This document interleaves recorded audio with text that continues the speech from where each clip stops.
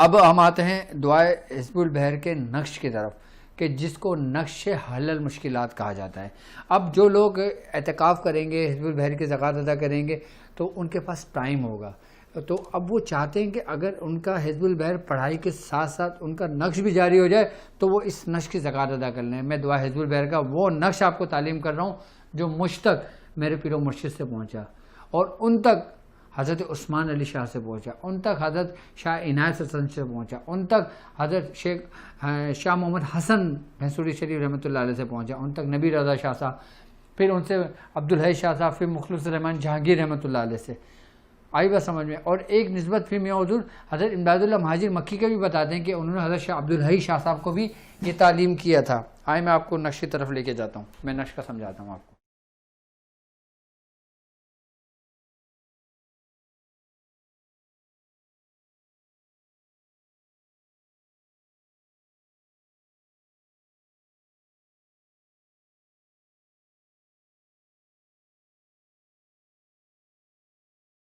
Marker marker. अच्छा, इस नक्श को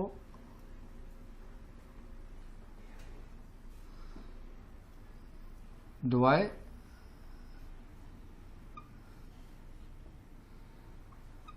हिज़्बुल बहर, सही है। अरे यार ये नक्श ना थोड़ा सा बड़ा है, इसको ना फिर समझाने में मुश्किल होगी। नहीं, दूसरा वाला मोबाइल दो ना जो आईपैड में तुम देते थे मुझे, वो खराब होगा। नहीं अपने मोबाइल में मुझे दे दो।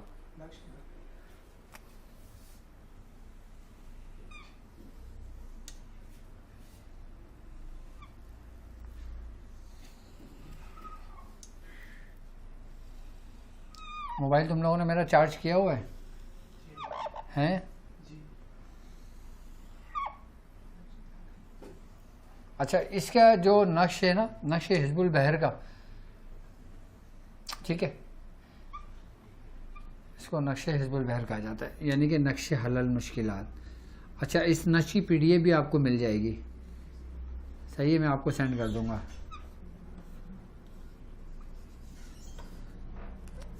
समीर,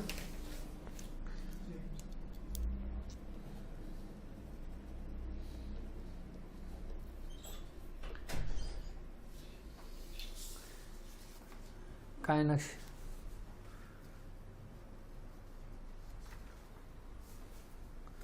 अच्छा, अब इसको नक्श हलल मुश्किलात कहा जाता है, इससे सही समझ में आ जाएगा। 26, 15 और 64,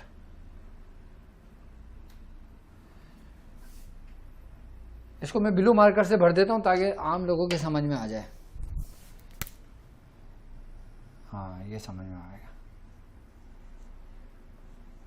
अब मैं पहले नक्श लिख लूँ, मैं उसके बाद में मैं इसके तरीक़ेकार आपको समझाऊंगा कि इस नक्श की ज़कात हम कैसे अदा करेंगे, और फिर इस नक्श से और जो हम दुआ हिज़्बुल बहर का अमल करेंगे, हम उससे किस तरह इसकी बरकतों को हम समेट सकते हैं।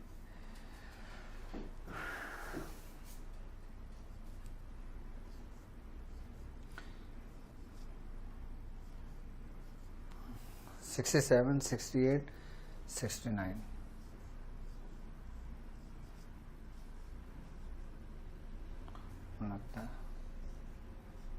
ये नक्श की ज़कात मैंने भी अदा की है, और मैंने भी इस नक्श को बहुत लिखा है और अपने बहुत मरीज़ों को दिया है। यहाँ तक कि जब मैं मियाँ हुज़ूर के साथ दवाखाने पर होता था तो मियाँ हुज़ूर मुझसे ये नक्श लिखवा कर अपने दराज में रखते थे, और अपने मरीज़ों को यही नक्श देते थे हिफाजत के लिए।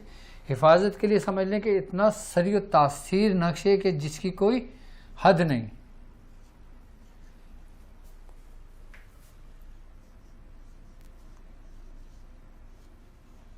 तिहत्तर। अच्छा, इसकी तरतीब है, ये जो मैं तरतीब जिन जिन खानों में मैं भर रहा हूँ ना, इसी खानों में ये चीज़ भरी जाएगी।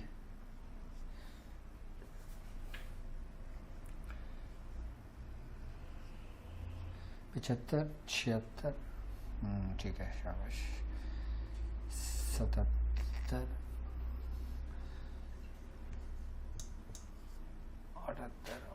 80, 80, 79।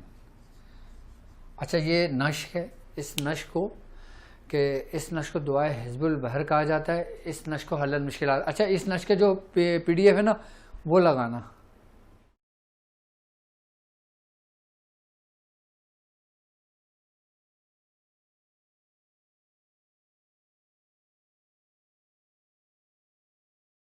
नंबर 1 पहला खाना है इसका। बस ये इस नश्क का ना आप लोग स्क्रीनशॉट ले लो, ठीक है। ये स्क्रीनशॉट ले लिया आपने, ठीक है। अच्छा, ये नक्श डिस्क्रिप्शन में लिंक डाला है तुम लोगों ने। अच्छा, इसके बाद ये डिस्क्रिप्शन में लिंक डाल देंगे आपको, उसमें भी आपको ये नक्श मिल जाएगा, ठीक है। अब इस नक्श को हटा दें, मैं तरतीब समझा देता हूँ इसकी, ठीक है। अब ये देखें तो ये नंबर 1 खाना ये है, ये पहला खाने से भरा जाएगा, ठीक है।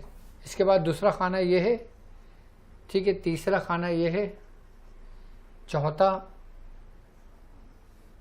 पांचवा, छठा, सातवां, आठवां, नवा, 10वां, 11वां, 12वां, 13वां खाना, 75, 76, 77, 14वां खाना ये आ गया इधर, 15 और 16।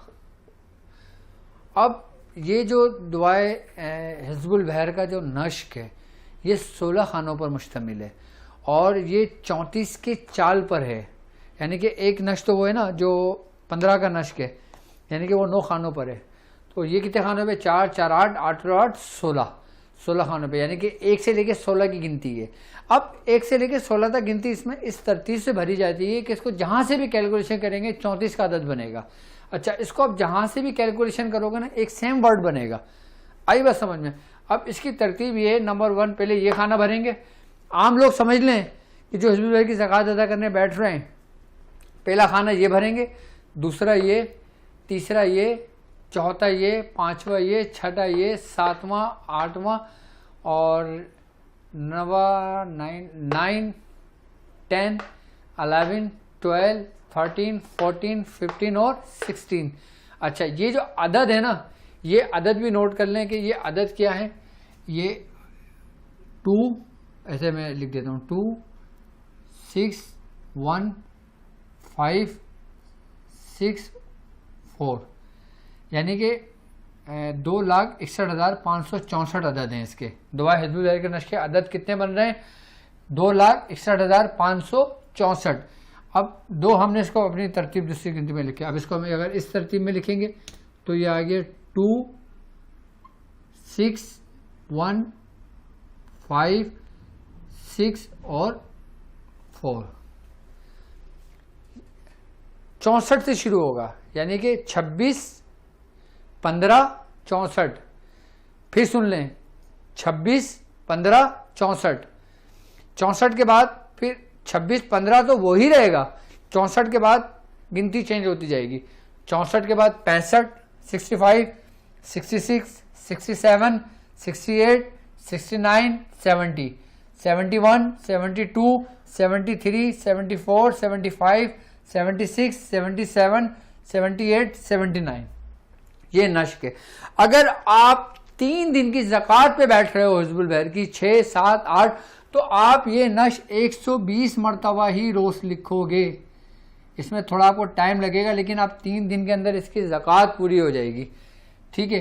3 दिन तक, 3 दिन तक, यानी कि 6, 7 और 8।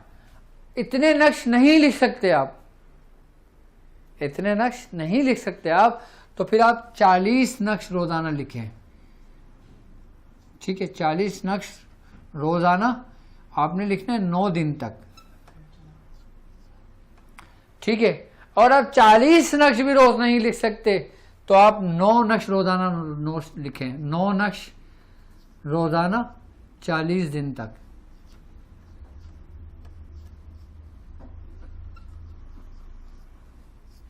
ठीक है। यानी कि जिन लोगों में हिम्मत है, जो लोग लिख सकते हैं, वो 120 नक्श 3 दिन तक लिखें, यानी कि 6, 7, 8। और याद रखना कि जब ये 3 दिन नक्श रोज लिख लोगे ना आप, तो आपने 1 नक्श रोजाना लिखना है।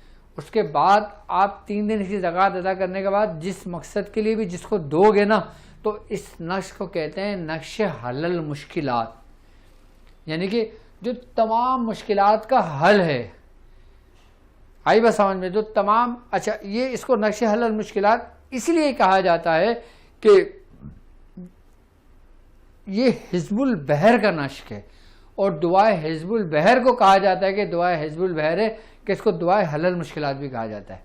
कि इस दुआ के कई नाम हैं, कोई इसको दुआए हिज़्बुल बहर के नाम से जानता है, कोई इसे दुआए असर के नाम से जानता है, कोई इसे दुआए हलल मुश्किलात के नाम से जानता है, कोई इसको मुख्तलिफ नामों से जानता है। अच्छा, मुख्तलिफ ज़मानों में इस दुआ के मुख्तलिफ नाम हैं, इसीलिए इसको नश्श हलल मुश्किलात कहा जाता है कि ये पूरे दुआए हिज़्बुल बहर जो है ना, उसके आदात को कैलकुलेशन करके इसकी नश्श की तरतीब दी गई है, कि जिसपे बुजुर्गान दीन ने, बड़े बड़े बुजुर्गों ने बड़ी बड़ी रियाजत करके इस नश्श को तरतीब दिया है।